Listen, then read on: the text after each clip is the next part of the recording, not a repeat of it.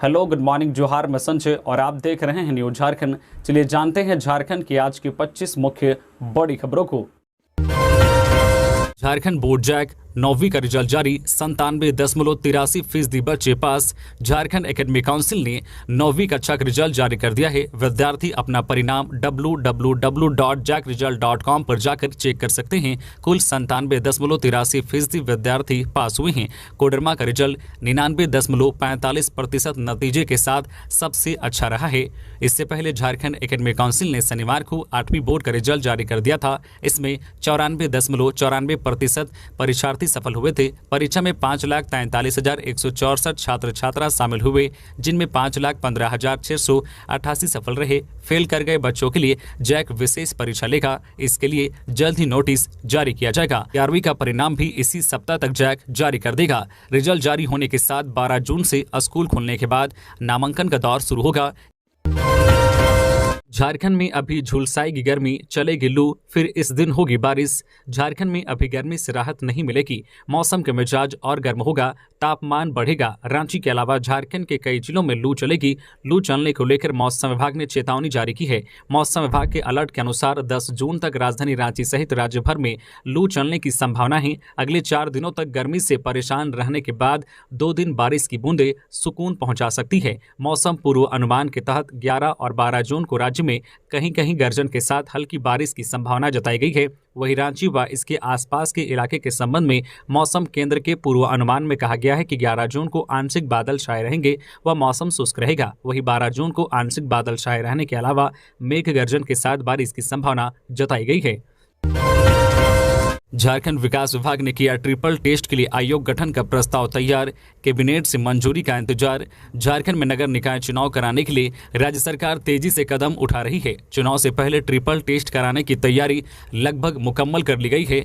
इसके तहत ओबीसी आरक्षण की सीमा तय करने के लिए आयोग का गठन होगा। दरअसल नगर विकास विभाग ने आयोग के गठन का प्रस्ताव तैयार कर लिया है। बताया जा रहा है कि इस पर कैबिनेट की मुहर लगनी बाकी है। मुहर लगते ही आयोग का गठन हो जाएगा और चुनाव की दिशा में सरकार का कदम आगे बढ़ेगा। 22 पुलिस जवानों को शहीद करने वाला कुख्यात माओवादी कमांडर नागेंद्र गिरफ्तार, साथी भी चढ़ा पुलिस के हत्थे। लातेहार पुलिस को बड़ी सफलता मिली है। पुलिस ने एक बड़ी सफलता हासिल करते हुए भाकपा माओवादी के कुख्यात जोनल कमांडर नागेंद्र उरांव उर्फ डॉक्टर तथा दस्ता सदस्य गोदन कोरवा को गिरफ्तार कर लिया है। गिरफ्तार जोनल कमांडर नागेंद्र उरांव पलामू के पांकी का रहने वाला है, जबकि दस्ता सदस्य गोदन कोरबा गढ़वा भंडारिया का रहने वाला है। जोनल कमांडर नागेंद्र कई विध्वंसक घटनाओं को अंजाम दिया था, जिसमें 3 अलग अलग घटनाओं में कुल 22 पुलिस के जवान शहीद हो गए थे। इसकी गिरफ्तारी से माओवादियों को बड़ा झटका लगा है। 14 सूत्री मांगों को लेकर मजदूर नेताओं ने श्रम विभाग के सामने किया प्रदर्शन। झारखंड के मजदूरों की हालत पर जताई चिंता। मंगलवार को मजदूर यूनियन और ट्रेड फेडरेशन से जुड़े लोगों ने श्रम भवन का घेराव किया, अधिकारियों को ज्ञापन सौंपा। मजदूरों ने 14 सूत्री मांगों को लेकर रांची के डोरंडा चौक से श्रम भवन तक पैदल मार्च किया और केंद्र सरकार की मजदूर विरोधी नीतियों के खिलाफ नारे लगाए। विरोध कर रहे मजदूरों ने कहा है कि केंद्र सरकार जिस तरह से मजदूरों के हक को नजरअंदाज कर उनका रोजगार छीन रही है, ऐसे में हम मजदूर नेता अपने लिए सड़क पर विरोध करने के लिए मजबूर हैं। मजदूरों के मार्च का नेतृत्व कर रहे मजदूर नेता भवन सिंह बताते हैं कि झारखंड में मनरेगा जैसी योजनाओं को अगर सही तरीके से क्रियान्वित किया जाए तो राज्य के मजदूरों को पलायन नहीं करना पड़ेगा। उन्होंने कहा कि न्यूनतम मजदूरी पर भी सरकार को विचार करने की आवश्यकता है, क्योंकि जिस तरह से महंगाई चरम पर है, ऐसे में मजदूरों की दिहाड़ी को बढ़ाने की आवश्यकता है। अपनी 14 सूत्री मांगों के तहत मजदूर नेता भवन सिंह के नेतृत्व में मजदूर नेताओं का एक प्रतिनिधिमंडल श्रम विभाग के अधिकारी एस भगत को ज्ञापन सौंपा। प्रदर्शन करते हुए पहुंचे मजदूरों ने कहा कि अगर 15 दिनों के अंदर झारखंड के मजदूरों को लेकर सरकार और विभाग की तरफ से कोई पहल नहीं की गई तो आने वाले दिनों में वे आंदोलन करने को विवश हो जाएंगे। अपने नंबर से खुश नहीं है मैट्रिक और इंटर के छात्र तो स्क्रूटनी के लिए ऐसे करे आवेदन। Jharkhand academic council Ranchi board ने मैट्रिक और इंटर के रिजल्ट के बाद एक नोटिस जारी किया है, जो विद्यार्थियों के लिए बहुत ही महत्वपूर्ण है। यह नोटिस उन विद्यार्थियों के लिए है जो अपने नंबर से संतुष्ट नहीं है, यानी कि रिजल्ट आने के बाद ऐसे विद्यार्थी जिनको लगता है कि उनका नंबर ज्यादा आना चाहिए था लेकिन बोर्ड की तरफ से कम दिया गया है, वैसे विद्यार्थियों के लिए बहुत बड़ी खुशखबरी है कि विद्यार्थी अपना स्क्रूटनी के लिए अप्लाई कर सकते हैं। जैक बोर्ड ने कक्षा 10वीं और 12वीं के असंतुष्ट विद्यार्थियों के लिए स्क्रूटनी के लिए आवेदन की तिथि 6 जून 2023 से 21 जून 2023 तक रखा है। विद्यार्थी इन तिथि के बीच में अपना आवेदन कर सकते हैं। यह आवेदन ऑनलाइन जैक बोर्ड की आधिकारिक वेबसाइट पर जाकर ऑनलाइन आवेदन कर सकते हैं। 10 जून को होगी झारखंड राज्य समन्वय समिति की बैठक, शिबू सोरेन करेंगे मीटिंग की अध्यक्षता। झारखंड राज्य समन्वय समिति की बैठक 10 जून को झारखंड मुक्ति मोर्चा के राष्ट्रीय अध्यक्ष शिबू सोरेन के आवास पर होने वाली है। शिबू सोरेन की अध्यक्षता में होने वाली इस बैठक में समिति के सदस्य के साथ सरकार की नीतियों और कार्यक्रमों का विश्लेषण किया जाएगा। 10 जून को होने वाली इस बैठक में समिति सरकार की नीतियों का विश्लेषण करने के साथ विभिन्न विषयों पर सरकार को सुझाव भी देगी। बता दें कि पूर्व मुख्यमंत्री शिबू सोरेन की अध्यक्षता में गठित 9 सदस्यीय झारखंड राज्य समन्वय समिति में झारखंड कांग्रेस के प्रदेश अध्यक्ष राजेश ठाकुर, झारखंड मुक्ति मोर्चा के वरिष्ठ नेता विनोद पांडे और फागू बेहरा भी शामिल हैं। नक्सली दिनेश गोप की रिमांड खत्म, भेजा गया जेल। पूछताछ में नक्सली ने किए कई बड़े खुलासे। गिरफ्तार पीएलएफआई सुप्रीमो दिनेश गोप 22 मई से एनआईए की हिरासत में था। दिनेश गोप ने इस दौरान कई बड़े खुलासे किए हैं। गुमला और खूंटी इलाके में उसने कई अपने पुराने ठिकानों की जानकारी दी है। उसने गुमला जिले में गोलियां छिपा कर रखी थी और खूंटी में एक जीप को जमीन के अंदर गाड़ रखा था। इसके अलावा भी पूछताछ में उसने कई अहम जानकारियां दी हैं। दलहातू में बाइक सवार अपराधियों ने तनवीर नामक युवक को मारी गोली, हुई मौत। राजधानी में बरियातू थाना क्षेत्र के एदलहातू में दिन दहाड़ी गोली मारकर युवक की हत्या करने का मामला सामने आया है। बताया जा रहा है कि मृतक पर बीते 27 जनवरी 2022 को मोरहाबादी में हुए अपराधी कालू लामा की दिन दहाड़े गोली मारकर हत्या में शामिल होने का आरोप था। वह कुछ दिनों पहले ही तनवीर आलम उर्फ बिट्टू खान नामक यह युवक जेल से बाहर आया था। घटना से मिली जानकारी के अनुसार एदलहातू के नीचे टोला निवासी तनवीर के टोंटे चौक स्थित सर्रा स्थल के पास खड़ा था। इसी दौरान बाइक सवार 2 अपराधियों ने उस पर अंधाधुंध फायरिंग की। तनवीर को 4 गोलियां लगी। आसपास के लोगों ने आनन फानन में अस्पताल पहुंचाया, मगर इलाज के दौरान उसकी मौत हो गई। पुलिस पूरे मामले की जांच कर रही है। बाबा मंदिर पहुंचे डीसी मंजूनाथ भजंत्री, राजकीय श्रावणी मेले की तैयारियों का लिया जायजा। उपायुक्त सह जिला दंडाधिकारी मंजूनाथ भजंत्री ने बाबा वैद्यनाथ मंदिर पहुंचकर सुरक्षा व्यवस्था व विधि व्यवस्था का जायजा लिया। इस दौरान उपायुक्त ने मंदिर प्रांगण का निरीक्षण कर आगामी राज्य के श्रावणी मेला 2023 को लेकर की जाने वाली व्यवस्थाओं, श्रद्धालुओं की सुविधाओं को लेकर किए जाने वाले कार्यों, शीघ्र दर्शनम की व्यवस्था को लेकर संबंधित अधिकारियों को आवश्यक निर्देश दिया। भाकपा माओवादी के खिलाफ बड़ी कामयाबी, guerrilla wing commander Nagendra Oraon समेत 2 नक्सली गिरफ्तार। नक्सलियों के खिलाफ पुलिस को लगातार सफलता मिल रही है। इसी क्रम में झारखंड की लातेहार पुलिस को मंगलवार को बड़ी कामयाबी मिली है। भाकपा माओवादी के guerrilla wing commander Nagendra Oraon और उसके सदस्य गौतम कोरवा को पुलिस ने गिरफ्तार कर लिया है। इनकी गिरफ्तारी से भाकपा माओवादियों को बड़ा झटका लगा है। गिरफ्तारी से भाकपा माओवादी को झटका। झारखंड पुलिस नक्सलियों के खिलाफ लगातार सर्च ऑपरेशन चला रही है। इसमें पुलिस को काफी सफलता मिल रही है। मंगलवार को लातेहार पुलिस को बड़ी सफलता हाथ लगी है। पुलिस ने नागेंद्र उरांव व गौतम कोरवा को गिरफ्तार किया है। नागेंद्र उरांव भाकपा माओवादी गुरिल्ला विंग का कमांडर था, जबकि गौतम कोरवा जो है गुरिल्ला विंग का सदस्य था। पुलिस की माने तो इन दोनों की गिरफ्तारी से भाकपा माओवादियों को बड़ा झटका लगा है। सीबीआई ने शुरू की बालासोर ट्रेन हादसे की जांच, प्राथमिकी दर्ज। सीबीआई ने बालासोर रेल दुर्घटना मामले में प्राथमिकी दर्ज करने के बाद जांच अपने हाथों में ले ली है। अधिकारियों को प्रारंभिक जांच में इलेक्ट्रॉनिक इंटरलॉकिंग सिस्टम के साथ छेड़छाड़ के संकेत मिलने और दुर्घटना के पीछे तोड़फोड़ की आशंका जताए जाने के बाद केंद्रीय जांच एजेंसी को जांच की जिम्मेदारी सौंपी गई। गौरतलब है कि इलेक्ट्रॉनिक इंटरलॉकिंग सिस्टम के जरिए ट्रेन की मौजूदगी का पता लगता है। अधिकारियों का कहना है कि एजेंसी को मामले की तह तक जाने के लिए रेल सुरक्षा और फॉरेंसिक विशेषज्ञों की मदद की आवश्यकता हो सकती है, क्योंकि रेलवे के कामकाज के संबंध में उसके पास बहुत कम विशेषज्ञता है। राज्यपाल के 2 दिवसीय पलामू दौरे के मद्देनजर अधिकारियों ने तैयारियों का लिया जायजा। झारखंड के राज्यपाल सीपी राधाकृष्णन 8 और 9 जून को पलामू में रहेंगे। मेदिनीनगर सदर प्रखंड के लालहे पंचायत सचिवालय और रामगढ़ प्रखंड के नावाडी पंचायत सचिवालय के कार्यक्रम में वे हिस्सा लेंगे। राज्यपाल दोनों कार्यक्रम में अलग अलग दिन भाग लेंगे। राज्यपाल के 2 दिवसीय पलामू दौरे के मद्देनजर प्रशासनिक महकमा तैयारी में जुट गया है। उपायुक्त ए दोड्डे, पुलिस अधीक्षक चंदन कुमार सिन्हा, डीडीसी रवि आनंद, एसडीपीओ सुरजीत कुमार एवं नजारत उप समाहर्ता शैलेश कुमार ने दोनों जगहों पर चल रही तैयारियों का जायजा लिया और अधीनस्थ कर्मियों को जरूरी दिशा निर्देश दिया। नए हाईकोर्ट भवन में वकीलों को 445 चैम्बर आवंटित। झारखंड हाईकोर्ट के नए भवन में अधिवक्ताओं को चैम्बर आवंटित कर दिया गया है। इसको लेकर रजिस्ट्रार जनरल ने सूची जारी कर दी है। नए भवन में कुल 445 चैम्बर का आवंटन किया गया, जिनमें 76 चैम्बर वरीय अधिवक्ताओं को आवंटित किया गया है। 30 वर्ष तक हाईकोर्ट में प्रैक्टिस करने वाले अधिवक्ताओं को भी उक्त चैम्बर आवंटित किया गया है। इस चैम्बर में शौचालय भी हैं। 8 ऐसे चैम्बर हैं जिन्हें 16 अधिवक्ताओं को आवंटित किया गया है, जो 7 में चैम्बर लेने के लिए आवेदन दिए थे। बाकी 361 चैम्बर अलग अलग अधिवक्ताओं को आवंटित किया गया है। बता दें कि अधिवक्ताओं को चैम्बर आवंटित करने के लिए 3 जज सहित 5 सदस्यीय कमेटी का गठन किया गया था। हाल ही में चैम्बर आवंटन को लेकर नियमावली भी बनाई गई थी, जिसमें 10 साल तक प्रैक्टिस करने वाले को ही चैम्बर देने की अहर्ता रखी गई थी। 12 जून से हाईकोर्ट के नए भवन में कार्य प्रारंभ कर दिया जाएगा। पटना पहुंचा वंदे भारत एक्सप्रेस की 8 कोच। आरा में ट्रेन रुकी तो लोग छू कर देखने लगे, सेल्फी भी ली। पटना रांची के बीच चलेगी ट्रेन। पटना से रांची जाने आने वाले यात्रियों के लिए बड़ी खुशखबरी है। पटना रांची के बीच चलने वाली वंदे भारत एक्सप्रेस के 8 कोच चेन्नई से पटना पहुंच गए हैं। बक्सर से होते हुए ट्रेन कुछ मिनट के लिए आरा में रुकी तो ट्रेन को देख लोग इतने उत्साहित थे कि कोई इसे छूकर तो कुछ लोग इसके साथ सेल्फी लेते दिखे। देश में निर्मित पहली semi high speed train Vande Bharat का झारखंड बिहार के लोगों को बेसब्री से इंतजार था। कोच मंगलवार शाम पटना जंक्शन पहुंच गया। कांग्रेस अध्यक्ष खड़गे से बंधु तिर्की ने की मुलाकात, राज्य की स्थिति से कराया अवगत। झारखंड सरकार की समन्वय समिति के सदस्य एवं प्रदेश कांग्रेस कमेटी के कार्यकारी अध्यक्ष बंधु तिर्की ने मंगलवार को नई दिल्ली में कांग्रेस के राष्ट्रीय अध्यक्ष मल्लिकार्जुन खड़गे से मुलाकात की। उन्हें झारखंड की राजनीतिक और सामाजिक स्थितियों से अवगत कराया।